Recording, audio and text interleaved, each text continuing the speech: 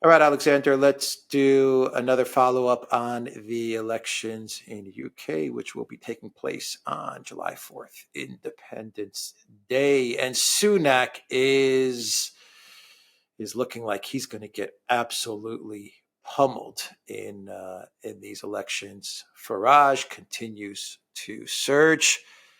And Farage Reform UK, they've actually put out their party platform, their party position as well. And I think I think a lot of people will be happy with the position, but there are some controversial items in his party platform as well. Let's discuss. Where should we start? Well, I think we can discuss what we discussed about a week ago with Dr. Nima Parvini, in which he said that he wanted the Conservatives to end up with no seats at all. We're actually coming quite close to that point. I mean, it's astonishing, but we are now closer to that point of having Dr. Parvini's wish come true than I would ever have imagined. We've just had a big opinion poll, 18,000 people polled for the Daily Telegraph. Remember, Daily Telegraph, deeply conservative newspaper, very connected to the Conservative Party. Anyway, they tell us that according to this opinion poll, the Conservatives will fall from 365 MPs, which they currently have in the House of Commons, to just 53. 53. And Labour will go up from 202 to 516. 516 out of about 600. And the most of the cabinet will lose their seats, apparently about 2/3 of them. And Sunak also looks like he might lose his seat, which would mean that he would be the first sitting prime minister in British history to go to an election and be voted out of the House of Commons. I mean, it is a complete meltdown. Now, Farage, you mentioned Farage, he's saying that the reality is even worse, that there is an even bigger collapse amongst the Conservatives underway. I still have to say that I still find it difficult to imagine that we are going to get results like this. But this is a big opinion poll. 18,000 people were questioned across the country. It's very scientifically done. It's in accord with what the other opinion polls are showing. We are looking at the total disintegration, the collapse of a party that has dominated British history for the last 150 plus years, the party of Churchill and Thatcher and Disraeli and all sorts of other people like this. And it's all simply coming apart. And the interesting thing is that the British are voting for another party, the Labour Party, which is the clone of the one they're rejecting, because the Labour Party is no different. I mean, its policies are essentially exactly the same. Well, not exactly the same, but they're essentially the same. The Labour leader, Keir Starmer, is unpopular. He's not actually conducted much of an election campaign. I don't think he knows how to. All that's happening is that even as Labour's own share of the vote seems to be dipping, there's a good chance that they're going to poll less than Jeremy Corbyn did, for example, in 2017. Because of the sheer scale of the Conservative collapse, we're going to end up with this colossal Labour majority. And coming back to Farage, yes, he did produce a manifesto which was controversial in some ways, but at least that shows that he thinks and has ideas. And it also shows that he's a real politician. And you see that in the election because he's all over the place. He's now on every news channel. He's the person who people want to speak to because he's interesting and he knows how to talk to people in ways that neither Sunak nor Starmer do. Starmer is the beneficiary of a Conservative collapse. It'll be very interesting to see once the collapse comes whether the Conservative Party is ever coming back. At the way things are going, I'm starting to have doubts about this, in which case, since there has to be a party, one assumes, on the right, sooner or later, another right-wing force will emerge, and presumably it will be based around Reform UK. Though maybe we're looking a bit too far ahead, to be sure. Yeah, a big Zelensky curse is going to hit Sunak. But why do why do they vote for Stammer and Labour? Why not just bypass Stammer and Labour and go straight to Reform UK or other parties? I mean, The thing, obviously, the British public must know, the British voter must know that there's not much difference between Labour and the Conservatives, and that Stammer is no different than Sunak. So why just vote past these two parties? Just be done with it. Vote past these two parties and go to other parties. well, because right, well, there's a number of things to say about this. Firstly, it's important to understand that the British election, though it's a national election, is an election that happens in 600 individual constituencies. That is the nature of the first past the post electoral system that Britain, and by the way, the United States has. Now that means that if you have an organisation on the ground in each one of these constituencies, then that puts you in a much stronger position than any new party, which does not. And Labour does. I mean, it has members in each constituency. It has structures. It has contacts with local business people, people who might print the leaflets, who might, be able to rally support for the local candidate.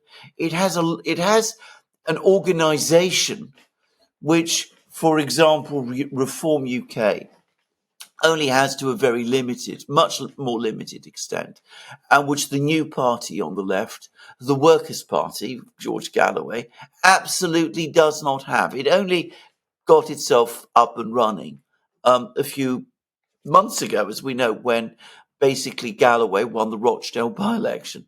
So that's one enormous advantage that Labour has. It's got the machines that the electoral, the political machines in the various constituencies, which no other rival opposition party does. But the other factor that works for the Labour Party is that the Conservatives are collapsing. Labour is not collapsing because people are not angry with it in the way that they are angry with the Conservatives. So there is less reason at the moment for people not to vote Labour. And the result is that through sheer inertia, momentum, if you will, people are ending up still in their many millions voting for them.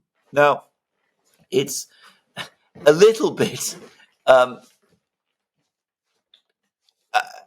situation where you're sensing that a structure is being created, which is a new Labour government with a 500-seat majority. A structure is being created which is itself ripe for ultimate collapse. We come back to that comparison that was made a couple of weeks ago with the 1906 election, which the Liberals won with a similarly gigantic majority. And of course, the Liberals very soon afterwards also collapsed. Within 20 years, they'd basically gone. They were no longer a major force in British politics anymore. But for the moment, the stars, if you like, are aligned with them. And in this election, even though their vote might not be particularly impressive, simply because of the Conservative collapse, simply because they got a presence in all of these constituencies and an organisation there, they will win, and they will win big. It's not a vote for them. It's the product of the collapse of the Conservatives. If I could just say something about the Conservatives, I think this was a long way coming, actually. In my opinion, the Conservatives never really regained their balance from the time, the day in 1990 when they ousted Margaret Thatcher. Ever since then, the Conservative Party has never looked really convincing. and has never really explained why people should vote for it. It came to power in 2010. It returned to power in 2010 because Labour had to deal with the financial crisis, the 2008 financial crisis, and so that created a swing to the Conservatives. The government that was formed by Cameron, I don't think was ever particularly popular. It was often spoken about as the public schoolboys government because basically that is what they were, and they never came across as very serious people. The Conservatives, even in those very favourable conditions in 2010, failed to win a majority. They only just managed a majority in 2015. And then Brexit happened, and that might have been their opportunity to rebuild and rejuvenate themselves. And instead, they threw it away. They went for Theresa May. And then, of course, Boris Johnson came in, and he did win a big majority, basically by promising to get Brexit done. But then, as soon as he was elected with his majority, what does he go off and do? He embraces Zelensky, Project Ukraine. That becomes his priority. And, well, the rest is history, basically. I mean, he squandered the opportunity for the reconstruction of the Conservative Party that Brexit provided. And frankly, I also get the sense that the party as a whole was never really very enthusiastic about going down the route of, using Brexit to rebuild itself. Anyway, many Conservative parliamentarians and political leaders and ministers and officials, of course, had opposed Brexit in the first place. So in a sense, it's a party that's been living on borrowed time for several decades now, also surviving basically through the weight of inertia. Brexit came along, it gave it its brief final chance, and they threw it away. Boris went insane. He met Zelensky and he went insane. Yes. And Labour is going to reverse Brexit. Yeah. It may not be called the UK re-entering the European Union. It may be done in other different ways, but it's going to be a final reversal of Brexit. I've no doubt of it. In fact, my own personal view is that if they win not this election, but the election afterwards, they will probably actually move towards rejoining the EU, always assuming it's still there to rejoin. But I've no doubt of it at all. I mean, they are completely hostile to Brexit. And Starmer has never really made much secret of the fact. But for the moment, at least, as I said, people are so angry with the Conservatives. There's such a sense that the Conservative Party is basically an exhausted force that, as I said, it's never really given a real sense of what it's about since Margaret Thatcher fell. Brexit gave it its chance, threw it away.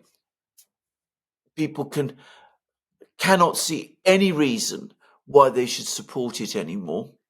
And at the same time, they're also very angry with it because they feel that to the extent that it made a promise over Brexit, it betrayed it.